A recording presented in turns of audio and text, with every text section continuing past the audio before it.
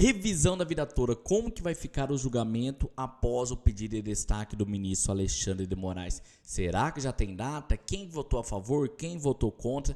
Pessoal, fica comigo com esse vídeo aqui, que eu vou contar tudo para vocês, revisão da vida toda, quais são as chances de aprovação, se realmente tem chance de aprovação, o que precisa agora para ser revertido esse quadro, para ser aprovado novamente a revisão da vida toda, tá? Então, muita atenção que esse é o vídeo mais importante aqui referente à revisão da vida toda. Acabou de chegar para mim aqui notícia de última hora também, já vou contar tudo para vocês. Pessoal, para quem não me conhece, eu sou o Dr. Diego Londero, advogado, especialista em direito previdenciário, tá? E fica comigo, quem ainda não se inscreveu, já se inscreve no canal, ative as notificações e vamos com tudo. Pessoal, revisão da vida toda, um breve apanhado aqui, tá? Iniciou o julgamento dos embargos de declaração lá no dia 23 e iria até o dia 30. Então ele começou com o voto do relator dos embargos, o ministro Cássio Nunes Marques.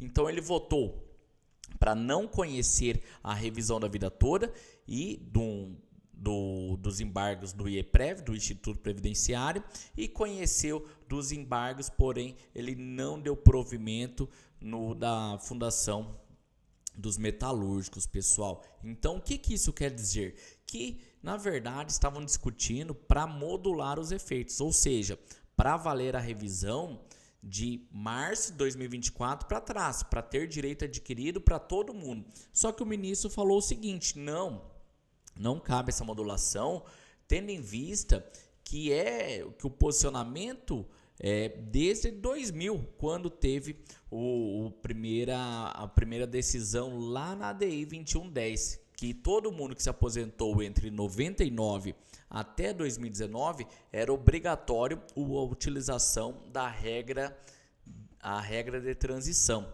Aquela não tinha duas regras, apenas uma regra. Foi essa a decisão do ministro no julgamento desses embargos. Então, ele relatou isso. Aí, desse relatório, quem que seguiu ele? Foi o ministro Cristiano Zanin, Flávio Dino, Carmen Lúcia e Gilmar Mendes deu um voto antecipado. Por que voto antecipado? Porque tinha sido esses três ministros, Cristiano Zanin, Flávio Dino e Carmen Lúcia. Aí o ministro Alexandre de Moraes deu o voto dele, ele pediu um destaque desse julgamento, ou seja, saiu do ambiente virtual para ser discutido no plenário. Aí já suspenso o julgamento, o ministro Gilmar Mendes, ele antecipou o voto. A mesma coisa aconteceu lá na discussão nos embargos de declaração, no tema 1102, que era o processo da revisão da vida toda. A ministra Rosa Weber iria se aposentar e foi feito o pedido de destaque pelo ministro Alexandre de Moraes. Aí, o que ela fez? Ela deu um voto vogal, ou seja, aquele voto valerá naquele processo quando reiniciar o julgamento. Mas será que o Gilmar Mendes, antecipando esse voto, ele está pensando em sair do STF?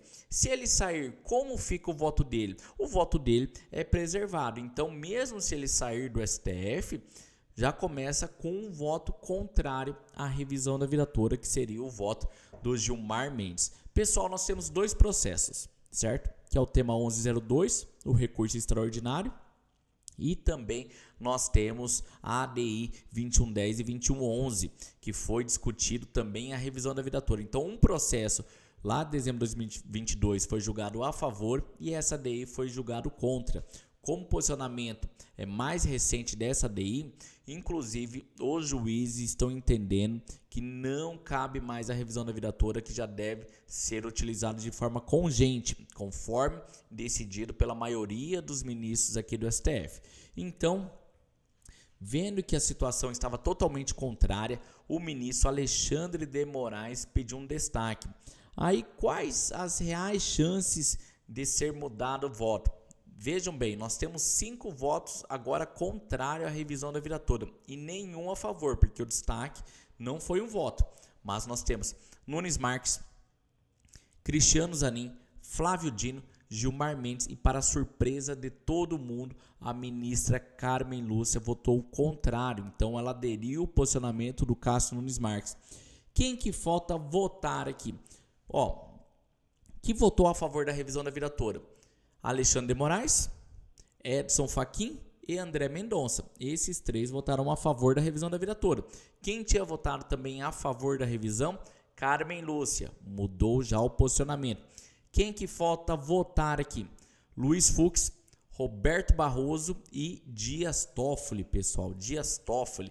E esses 3 votos que eu citei agora são contrários à revisão. Em todos os processos, eles votaram contra a revisão da vida toda. Então, muito difícil que vá mudar a posição, certo? Estou falando aqui pelo histórico, por todo o histórico aqui. Então, muito difícil que vai mudar. Então, se nós formos contar as pessoas que votaram contrário e que eventualmente se manter o voto, eles manter o voto ali, nós temos 8 votos contra e 3 votos a favor. Só que ninguém pode prever o que vai acontecer com esse pedido de destaque, se vai ser votado em conjunto as duas ações, tanto o recurso extraordinário quanto a ADI, qual tem mais força, qual valerá, se aquela a primeira votada ou se essa votada, porque aquela trata somente de revisão da vida toda. Essa utilizaram as ADIs para incluir a revisão da vida toda. Então, uma manobra totalmente anormal feita pelo presidente do STF, o ministro Roberto Barroso. E agora eu fui pesquisar aqui também, será que o Gilmar Mendes estava para se aposentar, por isso que ele já deu aquele voto antecipado? Não, pessoal. Olha, o próximo ministro a se aposentar será Luiz Fux, lá em 2028. Então, daqui 4 anos ainda. Depois tem a Carmen Lúcia em 2029 e Gilmar Mendes em 2030. O último a se aposentar vai ser o ministro Cristiano Zanin, o recente indicado ali.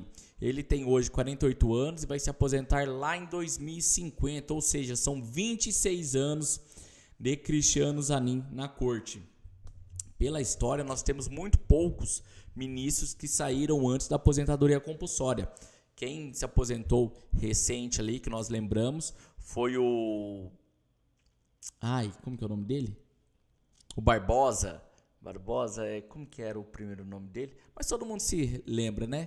Que ele foi relator lá do Mensalão, que ele atuou diretamente. Depois ele pediu a aposentadoria dele, e novo, ele saiu do STF novo, não estava nem perto da aposentadoria compulsória. Certo? O que é aposentadoria compulsória? Quando o ministro chega com uma idade de 75 anos, ele é obrigatório a se aposentar da vida pública. Certo, pessoal? Pode continuar na vida privada, como aconteceu com o ministro Ricardo Lewandowski. Ele se aposentou do STF pela idade e ele foi nomeado como ministro da Justiça aqui no governo do Luiz Inácio Lula da Silva. Então, pessoal, revisão da vida toda. Aconteceu isso, não tem data para ser julgado, tá? E esperamos que seja logo. Pelos nossos cálculos aqui dos outros julgamentos, possivelmente para fevereiro, março do ano que vem. Pessoal, não vamos nos iludir. Pode ser que seja julgado antes? Pode, mas muito difícil. Geralmente são 2 julgamentos por ano aí, certo? Pegando que esse foi publicado em março, abril, aí nós fomos ter o julgamento agora em agosto, são 4 meses. Em dezembro ninguém trabalha, tem o recesso. Janeiro também não, janeiro inteiro. O judiciário começa dia 1º de fevereiro lá no STF. Então, a primeira votação lá para março de 2025, muito provavelmente possa ocorrer isso, revisão da vida toda. Enquanto isso, os processos seguem suspensos. A Deus dará ali, porque não tem nenhum ministro que interceda a nosso favor, que tire essa suspensão até o julgamento totalmente favorável. Beleza, pessoal? Já deixa aqui o comentário, o que você achou dessa decisão, desse panorama geral da revisão da vida toda. Espero ansiosamente pelo seu comentário aqui e vamos ver o que o pessoal está achando desse julgamento. Será que sai agora? Será que não sai? Está confiante? Não está? Você está acreditando? Não está? Deixa tudo para mim aqui e vamos aguardar os próximos capítulos da revisão. Um grande abraço, fiquem todos com Deus. Tchau, tchau.